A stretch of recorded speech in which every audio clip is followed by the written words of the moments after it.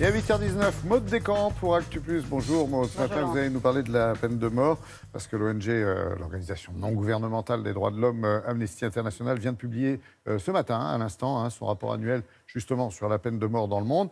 Et une information capitale, c'est le cas de le dire, en 2018, il y a une nette baisse des exécutions à travers le monde. C'est ça, c'est la bonne nouvelle du jour. Oui. On va regarder les chiffres tout de suite. En 2018, Amnesty International a recensé 690 exécutions à travers le monde, dans 20 pays différents. C'est 30% de moins que l'année précédente, c'est 30% de moins qu'en 2017. C'est le chiffre le plus faible que l'ONG a enregistré depuis 10 ans. Donc évidemment, ça mérite d'être souligné. Alors, la plupart de ces exécutions ont eu lieu dans un petit nombre de pays. On va regarder tout de suite le graphique. Le pays où il y a le plus d'exécutions aujourd'hui dans le monde, c'est la Chine. La Chine, si vous regardez bien, on a mis non coté. Pourquoi ? Parce que le gouvernement chinois ne donne aucune chiffre, aucune information, aucun chiffre officiel.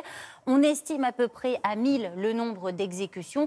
Certaines ONG disent que ce serait même plusieurs milliers, donc ça n'a pas été comptabilisé dans les exécutions qui sont dans le rapport cette année. Et puis ensuite, vous le voyez, il y a l'Iran, il y a l'Arabie Saoudite, le Vietnam, 85 exécutions en 2018, l'Irak, l'Égypte et les États-Unis où il y a eu 25 exécutions l'an dernier. Et puis, Maud, bien sûr, tous ces pays où la peine de mort est en vigueur, mais où elle n'est pas forcément appliquée. Oui, exactement. En fait, ils sont nombreux, ces pays. Ils sont à peu près une trentaine. Je vous en cite quelques-uns. L'Afghanistan, la Corée du Sud, l'Inde ou encore la Malaisie. La peine de mort existe encore là-bas, mais elle n'est plus forcément appliquée. Il y a des condamnations qui sont prononcées. Et puis, ensuite, les condamnés bénéficient soit d'une commutation, soit tout simplement d'une grâce.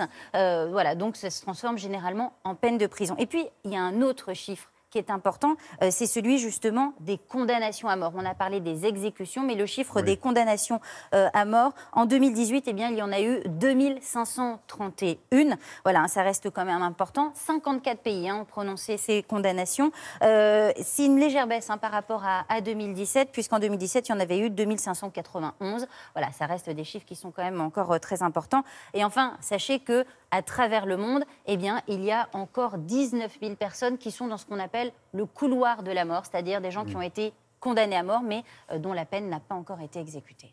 Information plutôt édifiante également dans ce même rapport d'Amnesty International, ce sont les méthodes par tous ceux qui appliquent la peine de mort. Oui, c'est ça. C'est-à-dire que les méthodes sont très diverses. Il y a la décapitation, l'électrocution, la pendaison, l'injection létale, les armes à feu.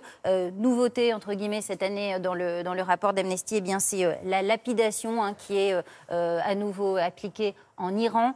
Et puis, un phénomène qui inquiète particulièrement les ONG, ce sont les exécutions aux États-Unis. Au Texas, précisément, le nombre d'exécutions en 2018 a doublé par rapport à l'année précédente. Donc, forcément, ce n'est pas un bon signe. Et puis, globalement, si le nombre d'exécutions a sensiblement baissé l'année dernière, il y a quand même un sujet qui inquiète les ONG. Ce que je vous disais, c'est le cas de la Chine. On n'a aucun chiffre officiel. Il y aurait donc plusieurs milliers d'exécutions chaque année là-bas. Et donc, il y a encore un gros travail de transparence à faire.